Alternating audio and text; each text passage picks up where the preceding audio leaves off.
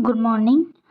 जैसा कि मैंने पहले क्लास में बताया था, कलचुरी वंश, कलचुरी शासक, तखत सिंह, राज सिंह, सिरदार सिंह, उसके बाद में रघुनाथ सिंह, फिर उसके बाद में मोहन सिंह।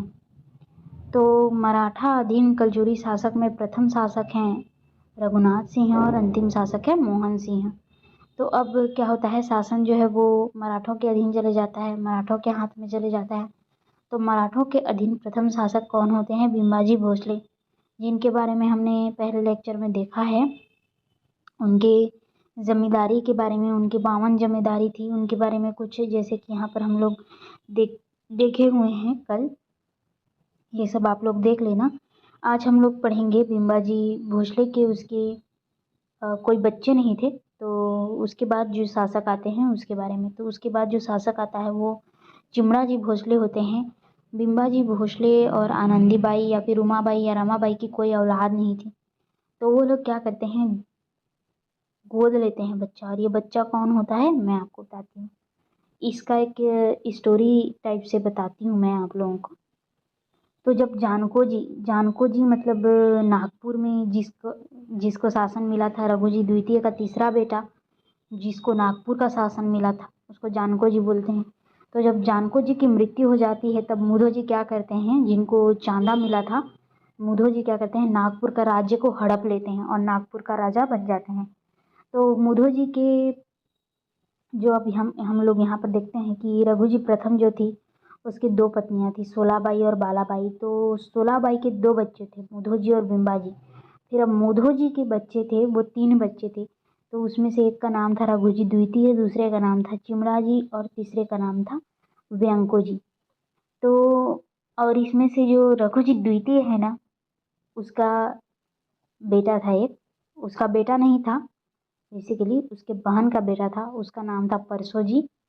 और परसो जी का जो बेटा था उसका नाम था रघु जी तृतीय। और रघु जी द्वितीय के भाई व्यंको जी का एक बेटा था, उसका नाम था अप्पा जी। तो जब जानको जी की मृत्यु हो जाती है, तो मुधो जी जो है वो नागपुर का राज्य हड़प लेता है। और मुधो जी नागपुर का राज्य हड़प लेता है, तो राजा किसे बनाएगा? अपने बड़े बेटे रघु जी द्वितीय को। तो नागपुर का राजा जो है वो रघु जी द्वितीय बन जाता है। तो बिम्बा जी की कोई बेटे नहीं रहते हैं, कोई औलाद ही नहीं रहती है। तो मुधो जी की जो, क्योंकि 3 बेटे रहते हैं उसके, तो पहला बेटा तो नागपुर का राजा बन गया, जो कि रघु जी द्वितीय था। अब वो उसके दूसरे बेटे चिमड़ा जी को गोद लेते हैं। तो छत्तीसगढ़ का अगला राजा कौन बनता है? चिमड़ा जी बनता है। लेकिन सत्ता जो है वो आनंदीबाई के हाथ में रहती है। तो चिमड़ा जी को ना खांडो जी भी बोलते थे, जिनके नाम से ना आनंदीबाई एक मंदिर बनवाती है रतनपुर में, खंडोबा मंदिर, अभी भी वो वहाँ होगा। तो आनंदीबाई बोलती है चिमड़ा जी से कि तू राजा बन तो गया है, पर तू नागपुर में ही रह। राजा बन गया है पर तू नागपुर में रह, यहाँ मत आ। राजा तू ही रहेगा, पर राजपाट मैं संभाल लूंगी। मतलब नाम चिमड़ा जी का रहेगा, लेकिन राजपाट जो है वो आनंदीबाई संभालेगी। तो जो रघु जी द्वितीय रहता है ना, वो नागपुर का राजा रहता है।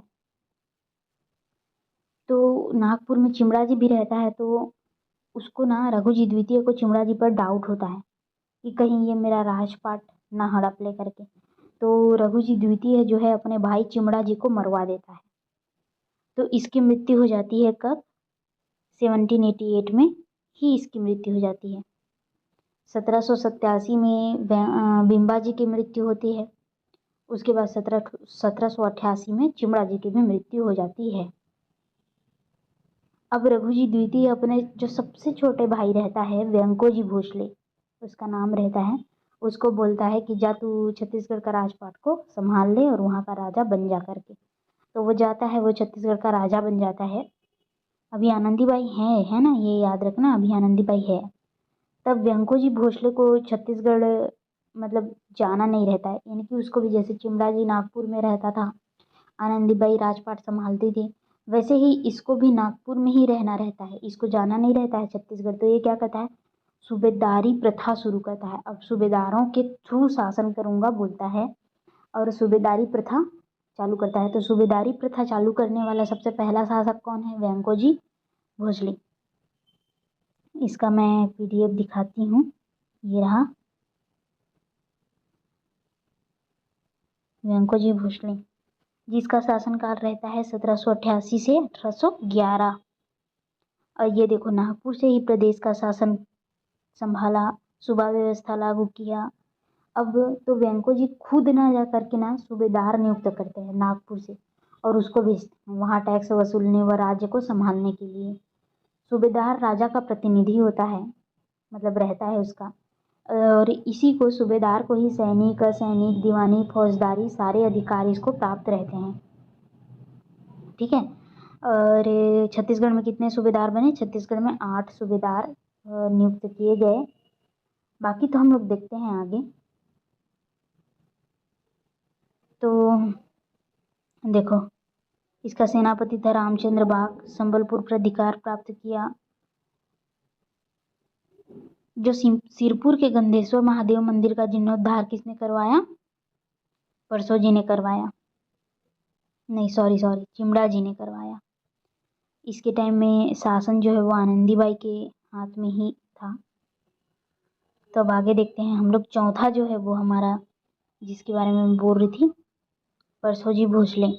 हम लोग शासक पहले देख लेते हैं, उसके बाद हम लोग सूबेदारी प्रथा देखेंगे। तो परसोजी भोसले शासन जो है 1811 से 1816 तक रहता है उनका शासनकाल। और परसोजी जो है वो शारीरिक तौर पर शासन को संभालने के लायक नहीं थे। तो परसोजी जो है वो शारीरिक तौर पर शासन संभालने के लायक नहीं थे। इसको बहुत डिटेल में मैं आगे आपको बताऊंगी। अभी हम लोग सूबेदारी पे था। देखो, जो चौथा है परसोजी भोसले और अप्पा साहब, इसको मैं आपको बहुत डिटेल में बताऊंगी। पहले एक स्टोरी सुन लेते हैं, इसका स्टोरी की टाइप पढ़ेंगे हम लोग। तो पहले सूबेदार लोगों का देख लेते हैं हम लोग। अब देखो, सूबा व्यवस्था लागू होता है, कब होता है? 1788 से स्टार्ट होता है सूबा शासन। वेंकोजी भोसले जो है वो सूबेदारी प्रथा लागू करता है। सूबेदारों के माध्यम से शासन करूंगा बोलता है और सूबेदार नियुक्त करता है। कहाँ से? नागपुर से संचालन करता है। कहाँ के लिए? रतनपुर के लिए करता है। सूत्रधार मतलब जो निर्माण करता है वो कौन था? वेंकोजी भोसले था। सूबेदार कौन थे? वो बेसिकली राजा के प्रतिनिधि होते थे। कार्य इसका सैनिक, असैनिक, दीवानी, फौजदारी, जैसा मैंने बताया कि ये सारे अधिकार इनको प्राप्त होते थे। और इनकी उत्पत्ति क्यों हुई? शासन को संभालने के लिए ही हुई है, मान के चलो। तो सबसे पहला जो सूबेदार है उसको हम लोग देखते थे। अब सूबेदार बनते कैसे थे उसको भी मैं बता देती हूँ। सूबेदार बनने के लिए ना बोली लगाया जाता था कि मैं छत्तीसगढ़ से ज़्यादा टैक्स वसूल करके ला करके दूंगा, और जो सबसे ज़्यादा टैक्स वसूल करके ला करके दूंगा बोलता है उसी को सूबेदार बनाया जाता था। तो छत्तीसगढ़ का पहला सूबेदार जो है वो महिपत राव दिनकर है, जिसका कार्यकाल 1788 से 1790 तक का रहता है। ये छत्तीसगढ़ का ना प्रथम सूबेदार रहता है। इस टाइम में क्या रहता है? आनंदीबाई से सत्ता हेतु इसका संघर्ष होता है। इसके शासनकाल में जो है, क्योंकि आनंदीबाई रहती है ना, शासन राजपाट तो वही संभालती हैं, ये बस नाम मात्र का सूबेदार रहता है। इसके टाइम में यूरोपीय यात्री फॉरेस्टर, और एक यहाँ नाम नहीं लिखा है, 1790 में आता है ये फॉरेस्टर, और एक यूरोपीय यात्री आता है जिसका नाम रहता है लेकी। फॉरेस्टर और लेकी दोनों 1790 में ही आते हैं। तो फॉरेस्टर आता है ना, वो आता है तो बताता है कि जो रतनपुर कलचुरी है वो छोटा है, जो रायपुर कलचुरी है वो रतनपुर कलचुरी से ज़्यादा बड़ा है। अब जो महिपत राव दिनकर है ये नाम मात्र का सूबेदार रहता है, क्योंकि जब ये शासन करते रहता है ना, तब मैंने जैसा बताया कि शासन की जो सारी बागडोर रहती है ना वो आनंदीबाई के हाथ में रहती है। सभी लोग उसी को मानते थे, तो वही एक रानी थी, ऐसा मान के चल सकते हैं हम लोग। अब छत्तीसगढ़ के जो दूसरे सूबेदार हैं वो है विट्ठल राव दिनकर, जिनका कार्यकाल है 1790 से 1796। और छत्तीसगढ़ में परगना पद्धति के जन्मदाता जो है वो यही है। खालसा भूमि रहता है उसको परगना में बांट देता है ये, और ये 27 परगना बनाता है। बस्तर में जो भी आदिवासी रहते हैं वो लोग, देखो इसके टाइम में क्या होता है कि यूरोपीय यात्री मिस्टर ब्लंट जो है वो छत्तीसगढ़ आते हैं 1795 में। तो बस्तर में जो आदिवासी लोग रहते हैं ना, वो लोग ब्लंट को भोपालपट्टनम जाने नहीं देते। वो भोपालपट्टनम जाना चाह रहा था, यात्रा करने के लिए, तो उसको जाने नहीं देते हैं बस्तर वाले लोग। क्यों जाने नहीं देते? क्योंकि वो अंग्रेज रहता है। तो अंग्रेज है, तेरे को जाने नहीं देंगे करके वो लोग उसको जाने नहीं देते हैं। और फिर क्या करता है ब्लंट जो है वो रायपुर और रतनपुर की यात्रा करता है बेचारा और वापस चले जाता है। फिर तीसरा है भवानी कालू, 1796 से 1797।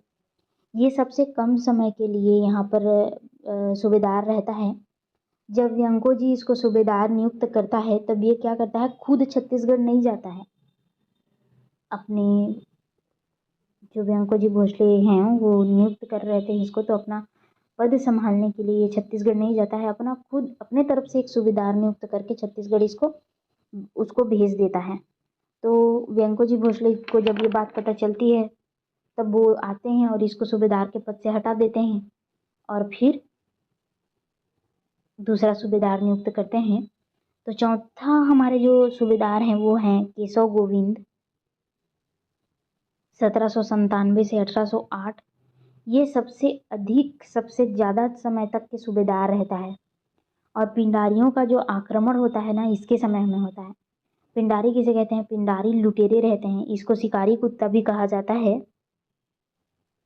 जो 20-25 हजार मतलब जो लुटेर चोरों रहते हैं, चोर रहते हैं, लुटेरों का एक ग्रुप रहता है जिसको शिकारी कुत्ता भी कहते हैं। इनका निवास स्थान पेंड्रा है, यहाँ कट गया है, पेंड्रा इनका निवास स्थान रहता है। ये सबसे पहले केशव गोविंद के समय में आक्रमण करते हैं पिंडारी लोग। अब जो पांचवा रहता है सूबेदार भिकाजी गोपाल,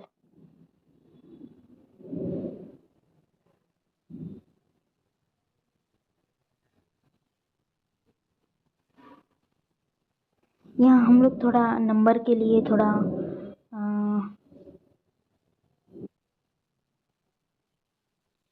यहाँ हम लोग नंबर को थोड़ा सुधार लेंगे। पांचवा जो है वो भिकाजी गोपाल हैं, जिनका शासनकाल 1809 से 1817 तक के रहता है। इनको भिखा बाऊ भी बोलते हैं। ये पिंडारियों को ख़त्म कर देते हैं पूरी तरह से। अब इनके समय में व्यंको जी भोसले मर जाते हैं। इनके कुछ समय बाद इन जो राजनीतिक स्थिरता रहती है ना, सब इन्हीं के टाइम पे हो जाता है। जैसे देखो क्या होता है, इन्हीं के टाइम पे व्यंको जी भोसले मर जाते हैं, इन्हीं के टाइम पे रघुजी द्वितीय भी मर जाता है। और फिर अप्पा साहब की नियुक्ति होती है। जो परसो जी रहते हैं ना भोसले, उसकी भी मृत्यु हो जाती है। मतलब जितने भी रहते हैं उसकी सबकी मृत्यु हो जाती है। अब जो बचता है अप्पा साहब, उसकी नियुक्ति होती है इसी के टाइम पे। तो अप्पा साहब बहुत ही कम उम्र में रहता है जब वो छत्तीसगढ़ आते हैं, और यहाँ आते हैं और आकर के क्या करते हैं, होशियारी मारने लगते हैं। ये भिखाजी गोपाल को भी सताने लगते हैं और उनको परेशान करने लगते हैं कि तू जा और टैक्स मांग के ला कर दे, और ज़्यादा टैक्स और ज़्यादा टैक्स करके। और कहीं भी जाते थे लड़ाई झगड़ा करके वापस आ जाते थे। तो भिखाजी को ज़्यादा प्रेशर पड़ता है कि वो ज़्यादा टैक्स ला करके दे। कितना ला करके दे सकता है वो? तो ज़्यादा मतलब टेंशन के कारण वो भिखाजी जो है वो इस पद से इस्तीफा दे देते हैं कि मैं सूबेदार नहीं रह सकता हूँ करके। तो इसके बाद जो अगले आते हैं ये सखाराम हरी, ये छठवां है। तो ये क्या करते हैं, ये बेसिकली लोगों के सखा नहीं रहते हैं। इनका जो शासन काल है वो 1717 में ही रहता है, चालू भी होता है उसी टाइम पे इनका अंत भी हो जाता है। तो ये लोगों को ज़्यादा टैक्स देने के लिए ना परेशान करते थे। लोगों का सखा नहीं रहता है ये, बेसिकली सभी लोगों को इतना परेशान करते हैं कि इनको सब लोग क्या करते हैं, बीच चौराहे में गोली मार देते हैं। तो हत्या करने वाला एक केस सखाराम का ही है, याद रखना, ये क्वेश्चंस में आते भी हैं। फिर सातवां जो है वो सीताराम है। सीताराम भी एक रहता है, इसके बारे में ज़्यादा जानकारी तो नहीं है, तो इसके बारे में हम लोग नहीं देखेंगे। और जो आठवां है वो यादव राव दिनकर है, 1717 से 1718। ये आखिरी सूबेदार रहता है छत्तीसगढ़ का जब ब्रिटिश रेजिडेंट जैन किंग ने सूबा पद्धति समाप्त करते हैं और ब्रिटिश अधीक्षकों की नियुक्ति करते हैं। अब सूबेदार लोग नहीं रहते हैं और अब अधीक्षक लोग आ जाते हैं। अब मैं आपको बताती हूँ, जब रघुजी द्वितीय मरा तो वहाँ का राजा परसोजी बनेगा। परसोजी थोड़ा कमज़ोर दिमाग का रहता है। परसोजी मैं आपको दिखाती हूँ उसका जो नोट्स था, ये रहा। उसको पुरसा जी या परसोजी दोनों बोलते थे। तो जब रघुजी द्वितीय मर जाता है तो वहाँ का राजा परसोजी बनेगा, पर परसोजी थोड़ा कमज़ोर दिमाग का रहता है, तो ज़्यादा दिन तक वो भी शासन नहीं कर पाता है। तो जब अप्पा साहब को ये पता चलता है कि रघुजी द्वितीय मर गया है, अब राजा परसोजी है, तो वो सोचता है कि मैं यहाँ क्या कर रहा हूँ, अपना दिमाग खपा रहा हूँ, क्योंकि छत्तीसगढ़ में रहता है, मैं जाकर नागपुर का राजा बनता हूँ। तो वो जाता है, परसोजी का संरक्षक बन जाता है। पाजी जो है वो, देखो यहाँ पर दिया है, षड्यंत्र कर परसोजी की हत्या कर दी अप्पा राव साहेब ने। तो क्या करता है वो, नागपुर का राजा बनने के लिए अंग्रेजों के साथ में ना सहायक संधि कर लेता है, और उन्हीं की सहायता से, अंग्रेजी लोगों की सहायता से षड्यंत्र करके परसोजी की हत्या कर देता है, उसको मरवा देता है। अब अप्पा वहाँ का राजा बन जाता है, अप्पा साहब वहाँ का राजा बन जाता है। अप्पा साहब 1816 से 1818 तक के ये भी सूबेदारों के माध्यम से ही शासन करता है, नागपुर में रहता है ये और सूबेदारों के माध्यम से शासन करता है।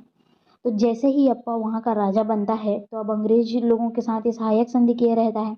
सहायक संधि का मतलब क्या होता है, जो छत्तीसगढ़ में मतलब सॉरी, जो अंग्रेजों का दोस्त वो अप्पा का दोस्त, और जो अंग्रेजों का दुश्मन वो अप्पा का दुश्मन, इसी को चाहे कुछ भी हो जाए इसी को सहायक संधि बोलते हैं।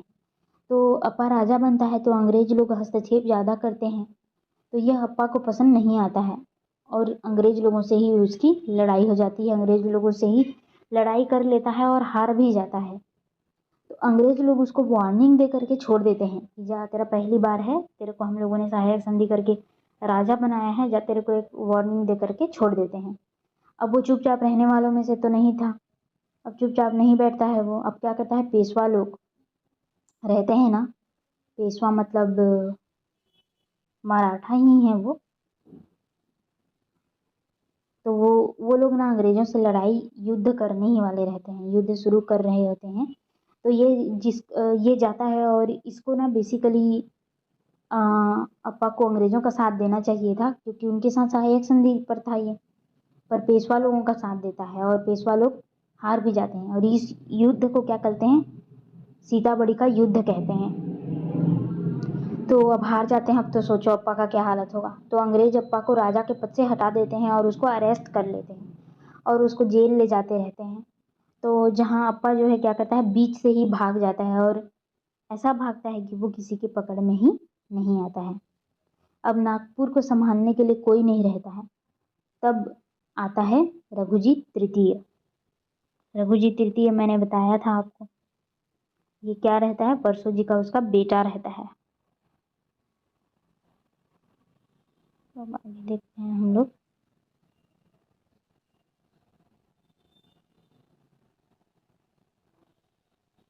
ब्रिटिश शासन के अधीन मराठा शासन अब देखेंगे हम लोग 1818 से 1830 तक। अब देखो यहाँ पर दिया है कि अब नागपुर को संभालने के लिए कौन आता है, रघुजी तृतीय आता है, पर इसका उम्र कम रहता है। तो अंग्रेज लोग क्या करते हैं, इसकी उम्र बढ़ने तक हम लोग संभालेंगे सोचते हैं, और फिर इसका उम्र राजा बनने लायक हो जाएगा तब हम लोग इसको मराठा शासन को फिर से सौंप देंगे करके सोचते हैं ऐसा। तो अब ब्रिटिश अधीन मराठा शासन आ जाता है, और जब ये रघुजी तृतीय वयस्क हो जाएगा तो पुनः मराठा शासन फिर से आ जाएगा। अब अंग्रेज लोग वहाँ चलाने के लिए अधीक्षकों की नियुक्ति करते थे, जैसे मराठा लोग सूबेदार की नियुक्ति करते थे, वैसे ही ये लोग क्या करते हैं, अधीक्षकों की नियुक्ति करते हैं। और जैसे कि जो नागपुर में रहता था वो राजा रहता था और यहाँ सूबेदार को भेजता था छत्तीसगढ़ में, वैसे ही अब जो नागपुर में मेन है उसको जेनकिस बोलते हैं, और ये छत्तीसगढ़ को चलाने के लिए जिनको भेजा जाता था उसको बोलते थे अधीक्षक। तो छत्तीसगढ़ में 6 अधीक्षक हुए, जिनको हम लोग बारी बारी से देखेंगे। ब्रिटिश अधीक्षक, तो सबसे पहला आता है कैडमट, नाम याद रखना है, छत्तीसगढ़ का प्रथम ब्रिटिश अधीक्षक था।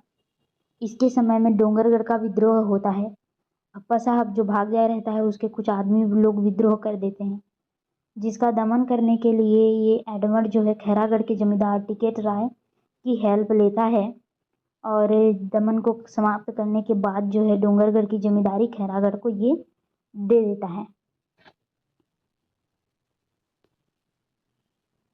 फिर दूसरे जो होते हैं कैगन्यू 1818 से 1825 तक के सूबेदार विठल राव जो 27 परगना बनाए रहता है ना, उसको कम करके ये 8 परगना कर देता है।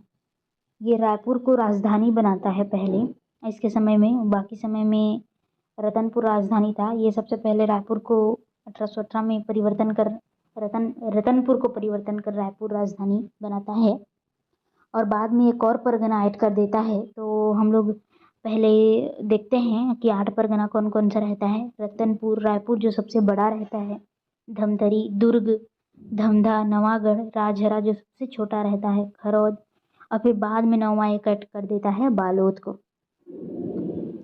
जब मराठा काल चलता रहता है तो पटेल नाम का एक पद रहता है जिसको ये समाप्त कर देता है।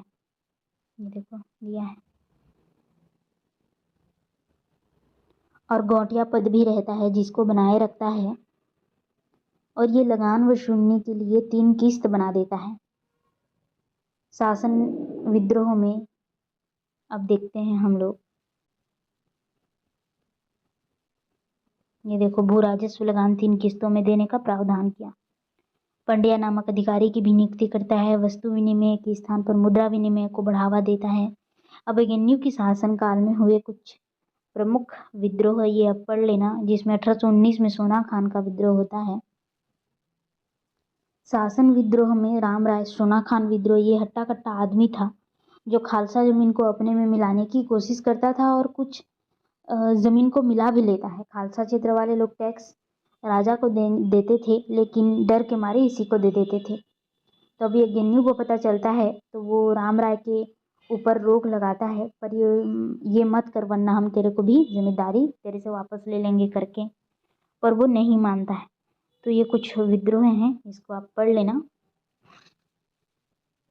कै हंटर, उसके बारे में हमें कुछ ज़्यादा जानकारी है नहीं, 1825 में ये बनता है। तो अब हम लोग देखते हैं कि सैंडिस 1825 से 1828 तक के रहता है। ताहूतदारी प्रथा, जैसे कोई ज़मीन ज़्यादा उपजाऊ नहीं है, ताहूतदारी प्रथा किसे कहते हैं मैं उसको बताती हूँ। जैसे कोई ज़मीन ज़्यादा उपजाऊ नहीं है तो उसको जो रईस लोग रहते हैं उनको दे दिया जाता था। वो ज़मीन को भी आप वो ज़मीन को ले लो और आप इस ज़मीन को उपजाऊ बनाओ और बाद में जो भी इस ज़मीन से होगा उसका टैक्स के रूप में आप हमें दे देना। और ये ज़मीन लेता था उसे ताहूतदार बोलते थे। ताहूतदारी प्रथा की शुरुआत जो है वो सैंडिस करता है और अंग्रेजी वाला काम भी सैंडिस के समय में हुआ। जैसे कि देखो सरकारी कामकाज का मीडियम जो है ये इंग्लिश कर दिया, छत्तीसगढ़ में डाक तार व्यवस्था प्रारंभ किया, सैनिक व सैनिक अधिकार इसके पास तो था ही और अंग्रेजी वर्ष को इसने मान्यता दिया। उसके बाद जो 5वां है विल्किसन 1828, इसके बारे में भी हमारे पास कुछ ज़्यादा जानकारी है नहीं। तो हम लोग अब आ जाते हैं 6वें पे। यहाँ पर मिस प्रिंट से 4था लिखा गया है, उसको आप लोग सुधार लेना। क्राफर्ड 1828 से 1830, ये आखिरी ब्रिटिश अधीक्षक रहता है। ये भोसला वंश को अपना सत्ता दे देता है। रघुजी तृतीय को राज देने से पहले अंग्रेज देखते हैं कि वो ठीक से राज कर सकता है या नहीं और उसको छोटा मोटा जगह दे देते हैं कि जा पहले तू उसको संभाल के दिखा, फिर हम लोग तेरे को ये राजपाट दे देंगे करके। उसके बाद उसे पूरा संभालने के लिए दे देते हैं। उनको भरोसा हो जाता है कि संभाल लेगा करके, वो अच्छे से संभाल लेता है तो दे देते हैं। अब पुनः मराठा शासन आ जाता है।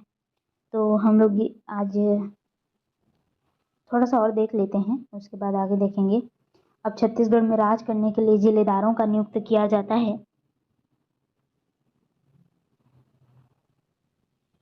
देखो रघुजी तृतीय ने कौन कौन सा कार्य किया। रघुजी तृतीय ने तो वे जो है सती प्रथा पर प्रतिबंध लगाते हैं 1831 में रघुजी तृतीय और सिरपुर और लंवर क्षेत्र जैसे ताहूतदारी प्रथा वहाँ पर लागू करते हैं।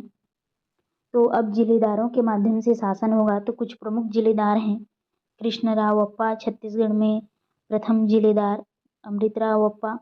तो इसको याद करने के तरीके हैं, कृष्ण भगवान अमृत लेकर के अपने दोस्त सदरुद्दीन और दुर्गा माँ के मंदिर जाते हैं। इंदुक राव को भी लेकर जाते हैं क्योंकि वो उसका सखा रहता है, और गोविंद गोपाल करते हुए जाते हैं। तो गोपाल राव अप्पा जो है वो छत्तीसगढ़ के अंतिम जिलेदार होते हैं। इसके बाद क्या होता है,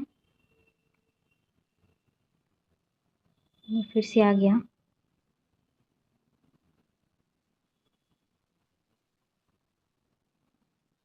अब यहाँ देखिए 1854 में डलहौजी की हड़प नीति आती है, जिसका कोई पुत्र उत्र नहीं रहता है, उसके राजपाट को हड़प लिया जाता है। कोई दत्तक वत्तक पुत्र नहीं चलता है। अब रघुजी तृतीय का कोई पुत्र नहीं रहता है, तो इसका राजपाट को हड़प लेते हैं। इसके बाद हम लोग देखेंगे प्रत्यक्ष ब्रिटिश शासन, तो उसको हम लोग अगले लेक्चर में देखेंगे। आज के लिए बस इतना ही।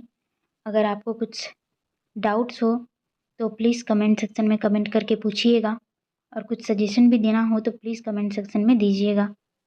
Thank you so much.